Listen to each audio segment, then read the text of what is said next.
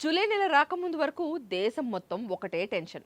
అమ్మో ఎల్లినో వచ్చేస్తుంది, వర్షాలు అసలు పడనే పడవు, అమ్మో కరువు ముప్పు పొంచి ఉందంటూ వాతావరణ శాస్త్రవేత్తలు సైతం తలలు పట్టుకుని తెగ టెన్షన్ పడ్డారు. కానీ జూలై సీన్లోకి రాగానే పిక్చర్ మొత్తం రివర్స్ అయిపోయింది కదా.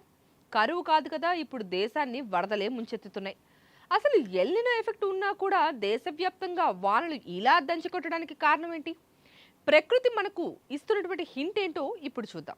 జూన్ నెల ముగిసే వరకు దేశంలో వర్షపాత లోటు తీవ్రంగా కనిపించింది. అంటే వర్షాలు సరిగ్గా పడలేదని క్లియర్గా అర్థమైపోయింది. కానీ జూలై మొదటి వారంలోనే నైరుతి రుతుపవనాలు అసాధారణ వేగంతో పుంజుకుని దేశం మొత్తాన్ని చుట్టేశాయి. ఇక జూలై 1 నుండి 8 మధ్య కాలంలోనే దాదాపు దేశవ్యాప్తంగా సాధారణం కంటే ఏకంగా 42% అదనపు వర్షపాతం అయితే నమోదైంది. ముఖ్యంగా దేశ ఆర్థిక రాజధాని ముంబైని వానలు వణికించేస్తున్నాయి. కేవలం వారం రోజుల్లోనే ముంబైలోని కొలాబా అబ్జర్వేటరీలో 791 మిల్లీమీటర్ల వర్షపాతం కురిసింది. నిజానికి ఇది ఆ నగరం జూలై నెల మొత్తం కురవాల్సిన సగటు వర్షపాతం కంటే చాలా ఎక్కువంట. అంటే నెల మొత్తం కురవాల్సినటువంటి వర్షం ఒక్క వారం రోజుల్లోనే కురిసి పడేసింది. ఇక అటు దేశ రాజధాని ఢిల్లీలో సైతం మొదటి వారంలోనే సాధారణం కంటే 23% అదనంగా వర్షం కురిసింది. ఇక మధ్య భారతం, దక్షిణాది రాష్ట్రాలను కూడా దాదాపు ఇదే పరిస్థితి కనిపిస్తోంది. అయితే ఇక్కడే అసలైన ట్విస్ట్ అదే. సాధారణంగా ఋతుపవనాలను దెబ్బతీసే ఎల్నినో ప్రభావం ఉన్నప్పటికీ కూడా ఇంత భారీ వానలు ఎలా పడుతున్నాయని శాస్త్రవేత్తలు రీసెర్చ్ చేశారు. ఎల్నినో అనేది ఋతుపవనాలు వచ్చే టైమింగ్ను, వర్షం కురిసే రోజుల సంఖ్యను మాత్రమే మారుస్తుందని, వాన తీవ్రతను మాత్రం అస్సలు మార్చదని వాళ్ళు తేల్చి చెప్పారు.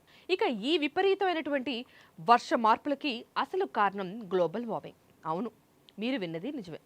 భూతాపం వల్ల భారత ఋతుపవనాల శైలి శాశ్వతంగా మారిపోయిందని వాతావరణ నిపుణులు మనల్ని హెచ్చరిస్తున్నారు. వాతావరణం వేడెక్కడం వల్ల అది ఎక్కువ తేమను పట్టి ఉంచుతోందంట. దీనికి తోడు అరేబియా సముద్రం, బంగాళాఖాతంలో ఉష్ణోగ్రతలు పెరగడం వల్ల మేఘాలకు అపారమైన నీటి ఆవిరి లభిస్తోంది. ఫలితంగా గతంలోలాగే సీజన్లంతా కూడా పద్ధతిగా వానలు పడటం లేదు. కేవలం కొన్ని రోజుల్లోనే క్లౌడ్ బరస్ట్ లాంటి అత్యంత తీవ్రమైన వర్షాలు కూడా కురుస్తూ నగరాలను ముంచెత్తుతూ నగరవాసులను బెంబేలెత్తిస్తున్నాయి. గ్రామీణ జీవనం కూడా అస్తవ్యస్తం అవుతోంది దీనివల్ల. సో మ్యాటర్ ఏంటంటే, వానలు బాగా పడుతున్నాయి కదా అని సంబరపడాలో, లేక కొన్ని రోజుల్లోనే కురవాల్సిన వానలన్నీ ఒకేసారి పడిపోతూ ఊర్లన్నింటినీ ముంచేస్తున్నాయని భయపడాలో కూడా అర్థం కాని పరిస్థితిలో ఉన్నాం మనం. ప్రకృతి మనకు ఒక స్పష్టమైన సిగ్నల్ ఇస్తోంది.